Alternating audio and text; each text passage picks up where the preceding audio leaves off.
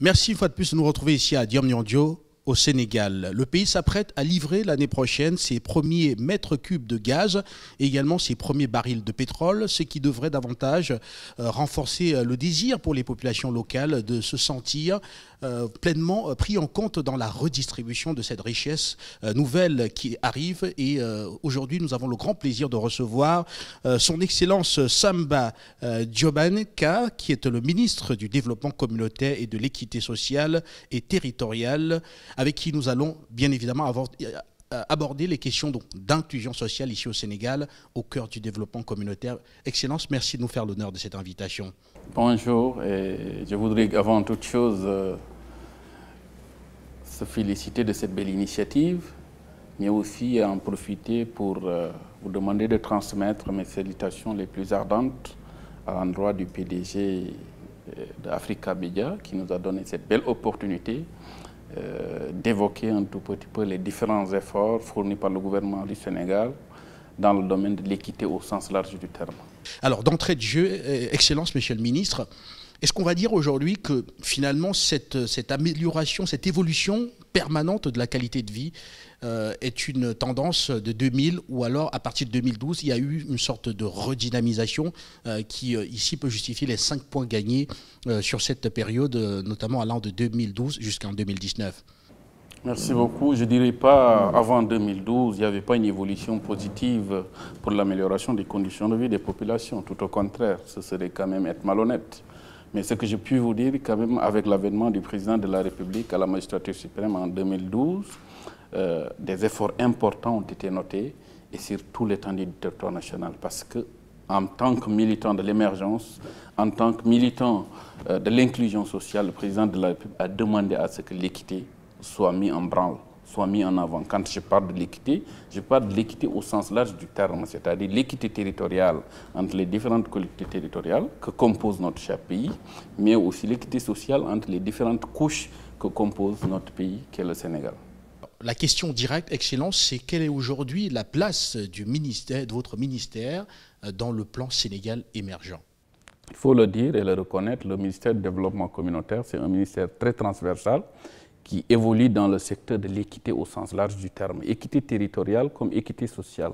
Et dans ce cas d'espèce, la position, la place du ministère du Développement communautaire se reflète à travers les 2 axes phares, c'est-à-dire le premier axe relatif à la transformation structurelle de notre économie et le second axe qui est un tout petit peu relatif au capital humain, la protection sociale et le développement durable. À ce niveau, il faut dire que le ministère du Développement communautaire a sa place et à juste titre. Alors, vous êtes là depuis 2020 à la tête de ce ministère. Quel est le bilan que vous dressez de vos engagements au sein de ces différentes communautés où vous êtes présent tout au long de l'année? En termes de bilan, je dirais que c'est un bilan très très positif, en ce sens que dans le domaine par exemple de l'hydraulique, avec la mise en œuvre du PUDC, qui est quand même un programme d'urgence très important pour le développement communautaire, qui, dans sa phase première, a pu bénéficier de plus de 123 milliards de l'État du Sénégal, sans pour autant l'intervention des partenaires techniques et financiers, nous a permis de mettre en place énormément d'infrastructures, des infrastructures de désenclavement qui participent bien sûr à l'évolution considérable de notre système agricole, de nos productions agricoles, impactant directement la croissance économique. Mais au-delà de ça aussi, ce volet hydraulique important, parce que de 2015 à nos jours, le PUDC a pu mettre en place plus de 252 forages au niveau des différentes communes du Sénégal. Parallèlement à cela, nous tous, nous savons que ça va impacter directement l'accès à l'eau des populations. Et aujourd'hui, je peux dire que plus de 450 000 personnes réparties dans les différentes communes rurales ont accès à l'eau. Et nous tous, nous savons que l'eau occupe une place centrale dans la vie de la personne. Ne serait-ce que pour ces aspects, pour ce programme pris à part, on peut se permettre de dire quand même l'impact est réel. Mais au-delà de ça aussi, on peut se permettre peut-être de faire un petit clin d'œil par rapport aux programmes sociaux, tels que par exemple le programme national de bourse de sécurité familiale, où l'État injecte plus de 31 milliards par an vers des populations vulnérables qui, de par le passé, n'avaient pas peut-être cette possibilité d'accéder à des ressources minimales pour envoyer leurs enfants à l'école, pour leur permettre de se soigner, entre autres. Donc, ne serait-ce que pour ces paramètres, on peut se dire quand même que le bilan est très très satisfaisant.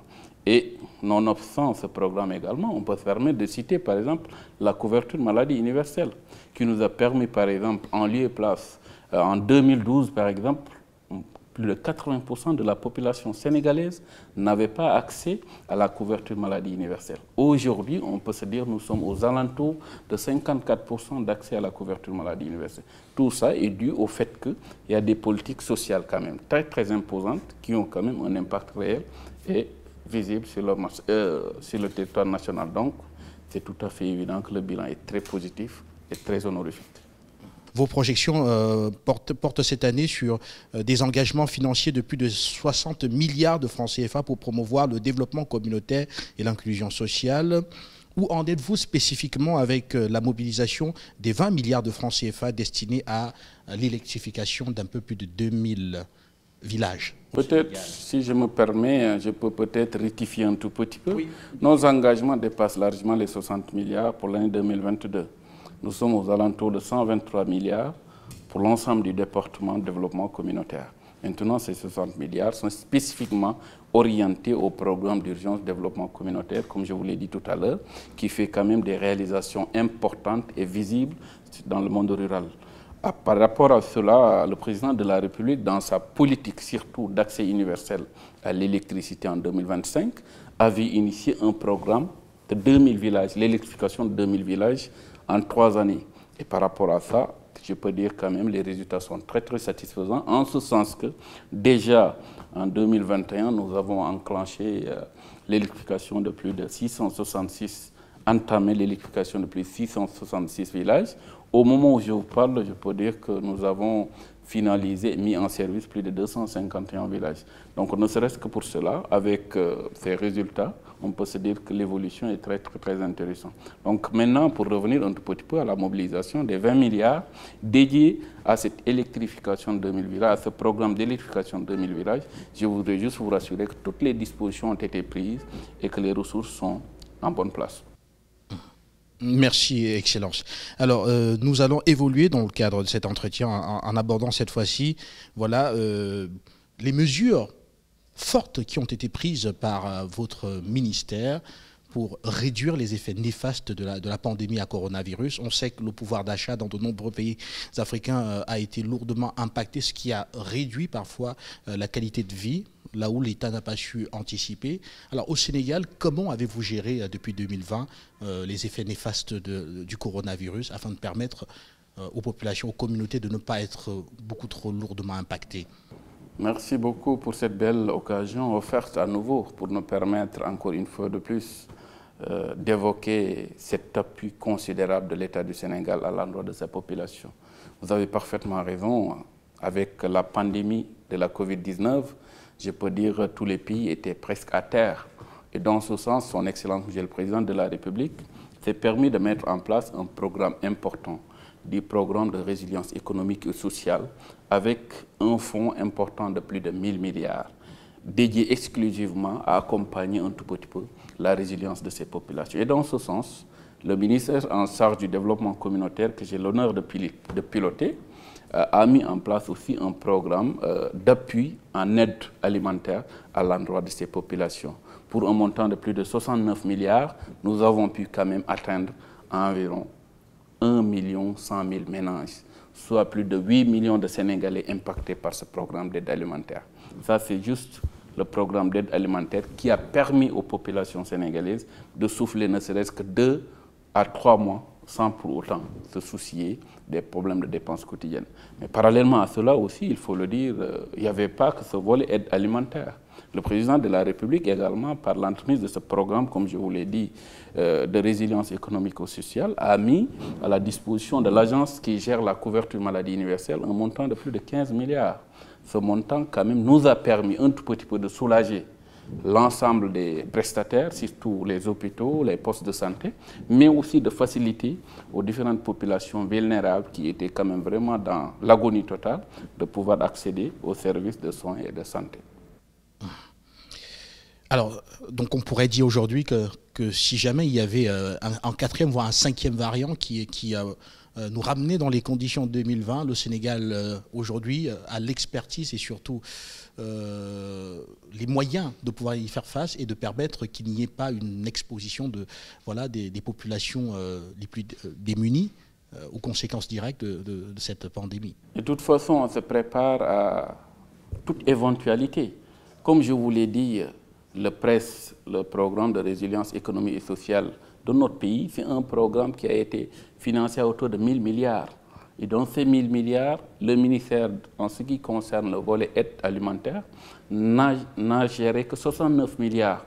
Donc vous savez pertinemment que le reliquat de ces 1000 milliards a été investi ailleurs pour permettre à notre pays d'être beaucoup plus résilient par rapport à des éventualités. Et dans ce sens, quand vous faites le tour du Sénégal, je peux dire aujourd'hui nous avons énormément d'hôpitaux de niveau 1. Ça, c'est du ressort du ministère de la Santé.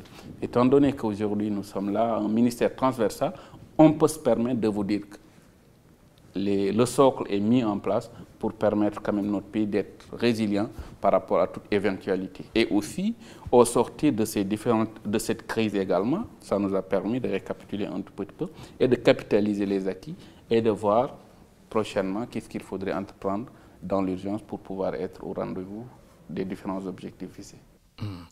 Excellence, nous allons bientôt sortir de cet entretien, mais pas avant d'évoquer une demande que vous avez faite l'an dernier. Vous demandiez au comité de pilotage unique des programmes nationaux, en abrégé COPIL, d'accélérer, de mettre une sorte de coup d'accélérateur dans les engagements afin qu'il y ait des résultats peut-être plus rapides ou alors plus importants. Alors, où en est-on concrètement aujourd'hui?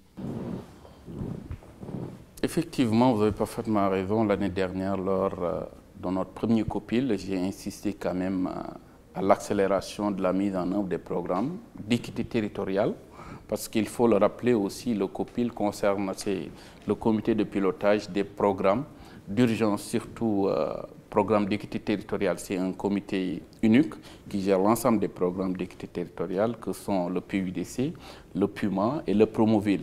Et ces différents programmes, pendant la Covid-19, pendant la pandémie, ce n'était pas évident quand même de se déployer à tout point de vue et de mettre en œuvre les programmes. Donc ça a impacté drastiquement les objectifs qui étaient initialement visés. Donc bien évidemment, c'est tout à fait normal quand même qu'on demande aux uns et aux autres que les gens doivent mettre les bouchées doubles pour nous permettre d'atteindre les différents objectifs.